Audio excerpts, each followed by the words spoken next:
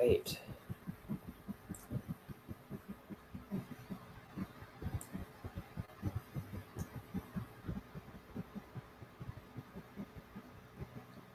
Make shutting down Wall Street an integral part of everything we do.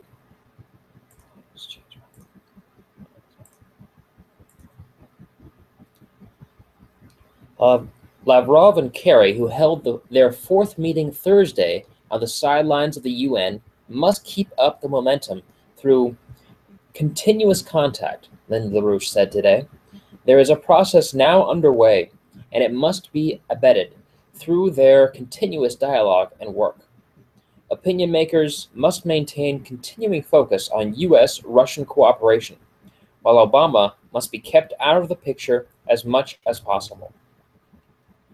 Keep the Russia-U.S. cooperation going and block Obama from taking indirect actions against it. Obama is still doing his dirty work, even if he is now forced to do it from behind the scenes.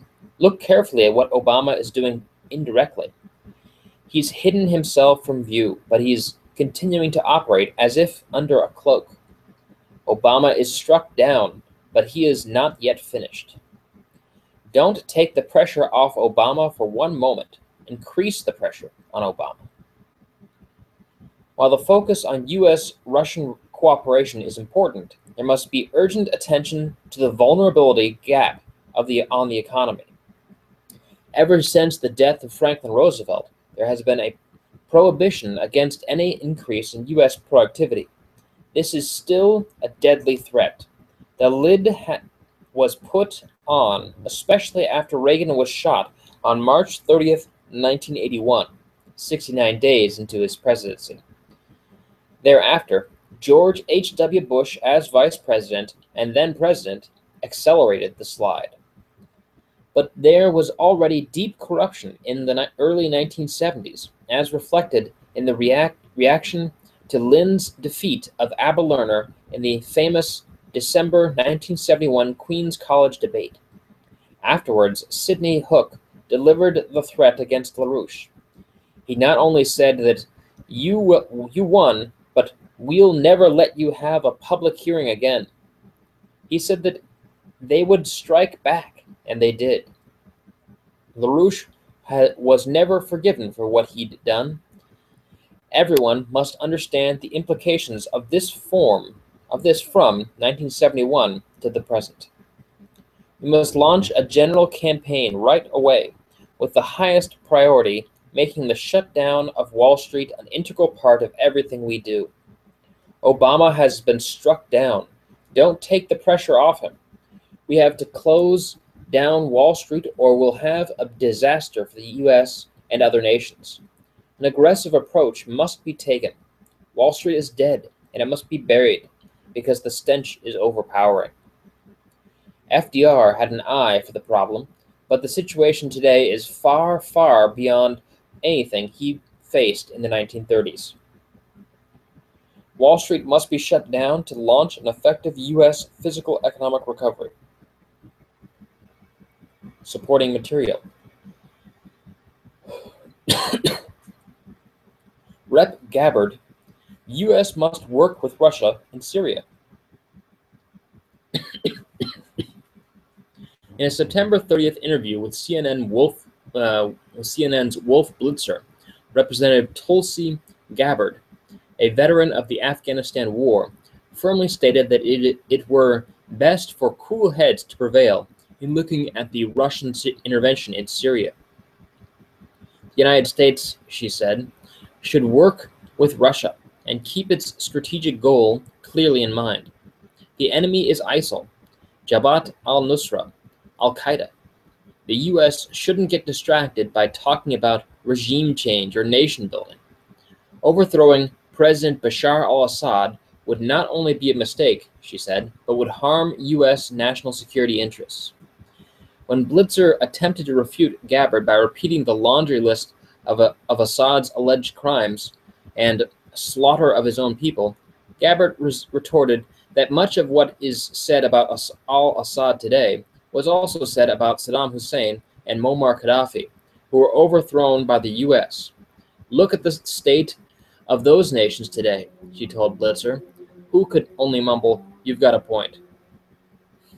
The U.S. has to learn the lessons of the past, Gabbard underscored, and not go blindly rushing in to effect regime change without asking what comes next.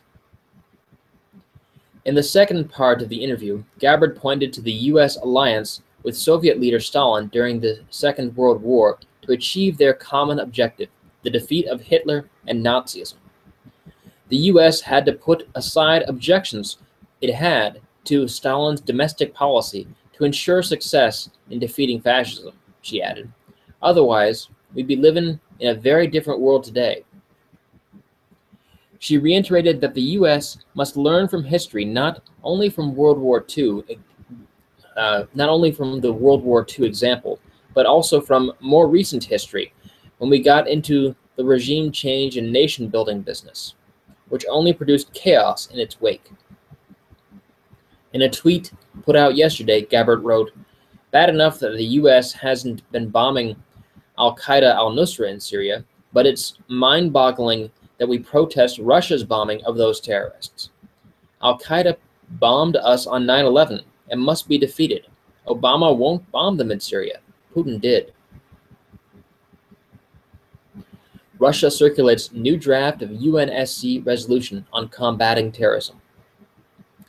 At the UN Security Council meeting September 30th, Russian Foreign Minister Sergei Lavrov began circulating a new draft resolution derived from its previous UNSC resolutions on combating terrorism, which the United States had rejected.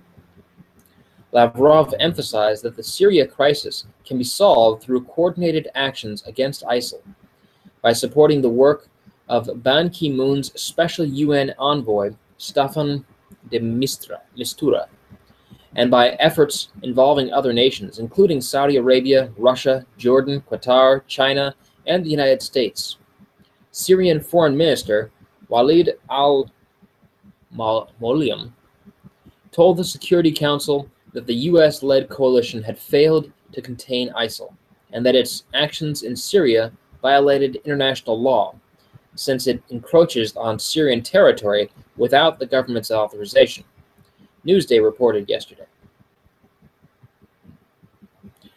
During the special session, Lavrov warned that the Islamic State possesses components for weapons of mass destruction and called for ISIS to be included as a separate subject in anti-terrorist action sanctions lists of the UN.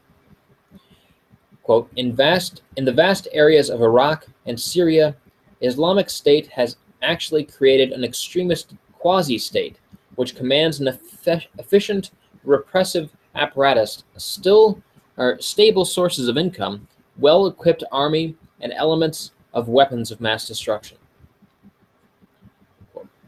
He said, according to RT, the situation in the region had worsened in the past year. Lavrov underscored, adding that the accumulation of crisis potential came close to the point where we can talk about the destruction of the political map of the region.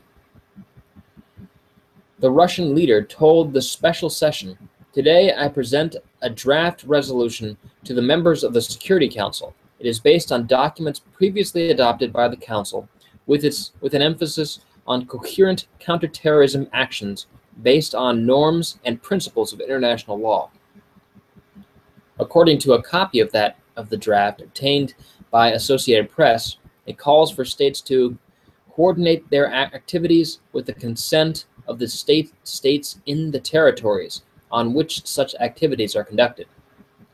Referring the refugee flows into Europe, Lavrov said the crisis won't be solved without creating a firm barrier to the aspirations of Islamic State to place the region under medieval diktat. It is not refugees that must be stopped, but terrorists and wars and conflicts begetting them.